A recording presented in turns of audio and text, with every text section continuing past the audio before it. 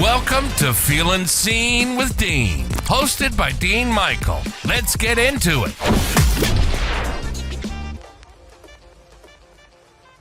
Have you ever looked at your life and realized the biggest thing holding you back was not a person, it was not a job, or even your circumstances? It was a pattern that existed long before you were born. The beliefs you carried quietly shaped the way you saw yourself and the way you move through the world. For years, I thought I was just a people pleaser. I thought I lacked confidence. What I did not realize was that I had poor boundaries. And another thing I struggled with was self-sabotage. Then one day I realized something. None of these things were the actual problem. They were symptoms. The real problem was much deeper.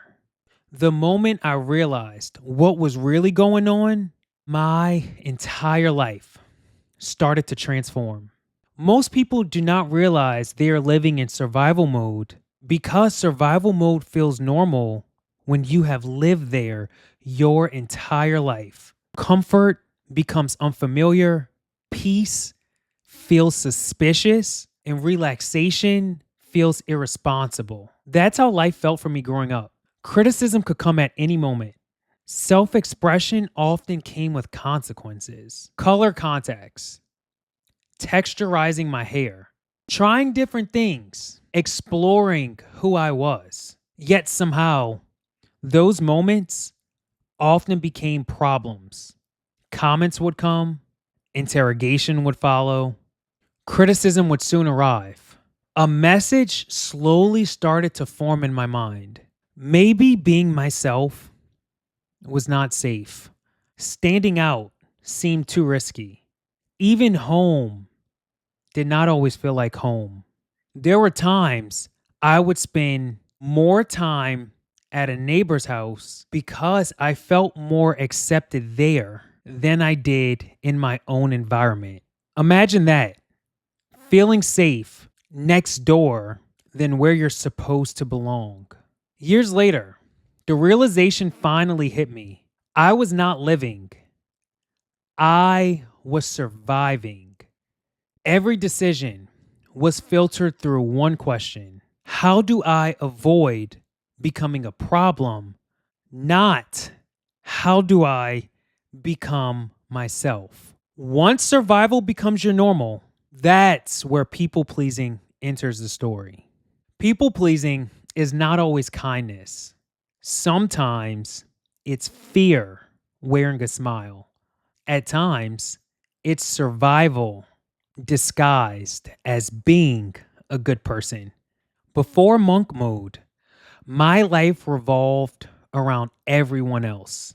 Checking on friends, calling people constantly, buying gifts, making sure everyone felt seen and loved. Meanwhile, I was not checking in with myself, and one birthday in particular changed how I viewed this. A close friend wanted to plan my birthday dinner. At first, it felt thoughtful. For a moment, it felt like someone was truly looking out for me. Then reality showed up. Homework deadlines were approaching, travel was involved, timing mattered. Despite communicating all of that, the reservation was made around everyone else's schedule, not mine. On my own birthday, the dinner was not built around me. The dinner was built around making attendance easier for everyone else. Homework suffered. Resentment grew. In a moment that should have felt special, left a lasting lesson. That experience taught me something. People pleasing does not guarantee you'll be accepted. Sometimes it guarantees you will be overlooked, because when you're always accommodating everyone else, eventually nobody asks, what do you need? A dangerous thing happens after years of people pleasing. You start looking for your value through other people. And that is where seeking validation begins. Nothing is more exhausting than trying to earn a love you are supposed to receive freely. As a child, acceptance felt like something I had to work for. Being different was not celebrated. Feeling seen was not automatic.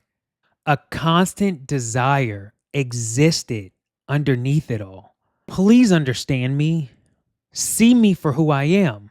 Love me without asking me to change. Years pass. The faces changed. The pattern did not. Marriage introduced another lesson. Confidence existed before the relationship. Codependency slowly started replacing it. Approval became addictive. Validation became comforting. Another person's opinion began carrying more weight than my own.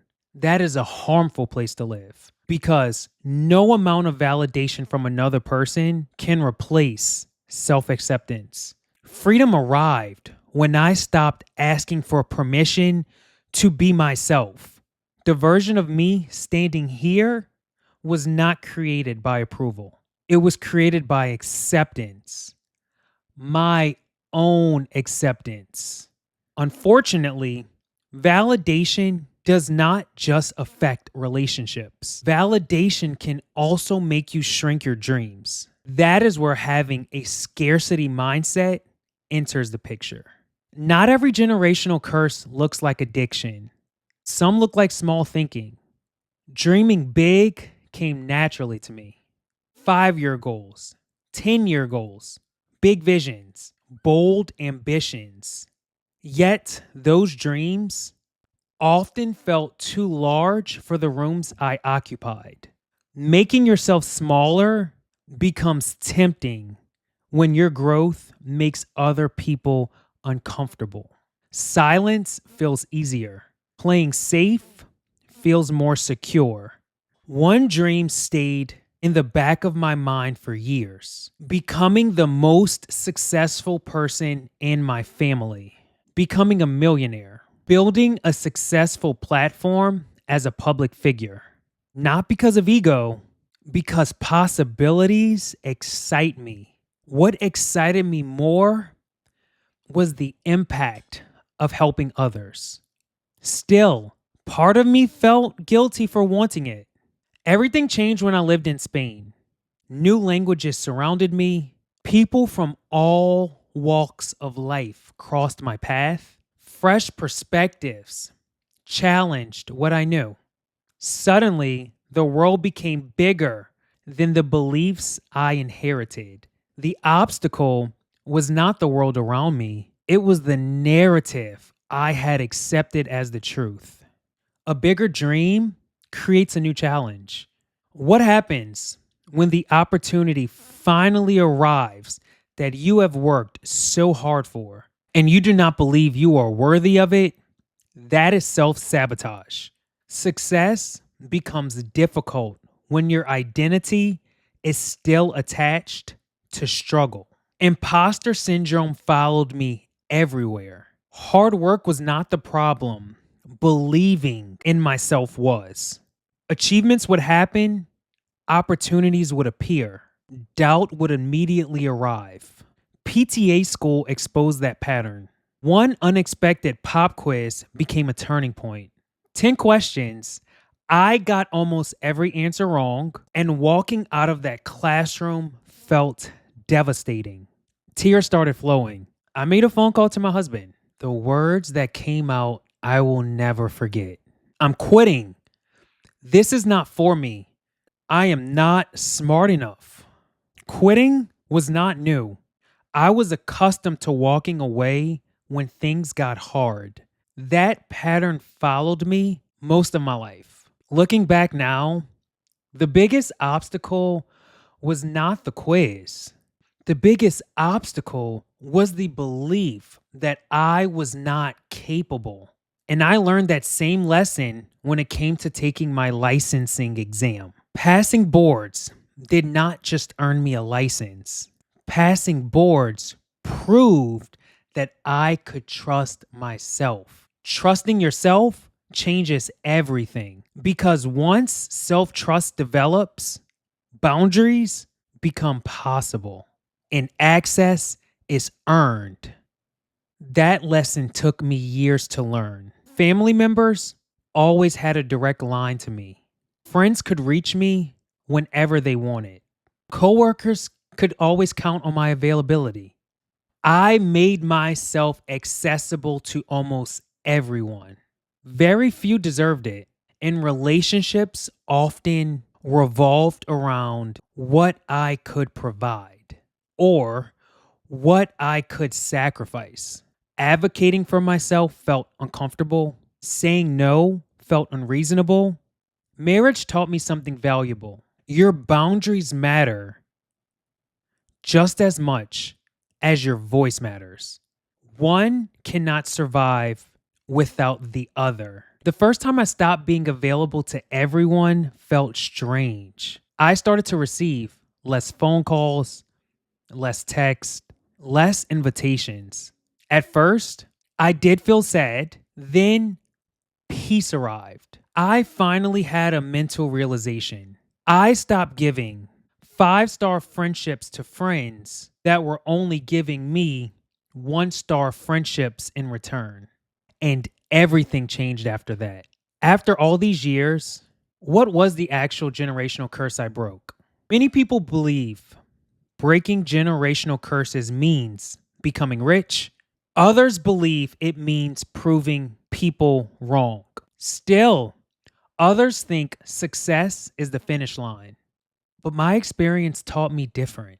Breaking generational curses was not about changing my family. Breaking generational curses was about refusing to abandon myself. It looked like leaving survival mode, releasing people pleasing became a part of my healing. Letting go of the need for validation changed everything. Trusting myself gave me the confidence to move forward, and creating healthy boundaries protected the person I was becoming. Most importantly, it looked like giving myself something I did not always receive: grace, love, compassion, and understanding. Words matter.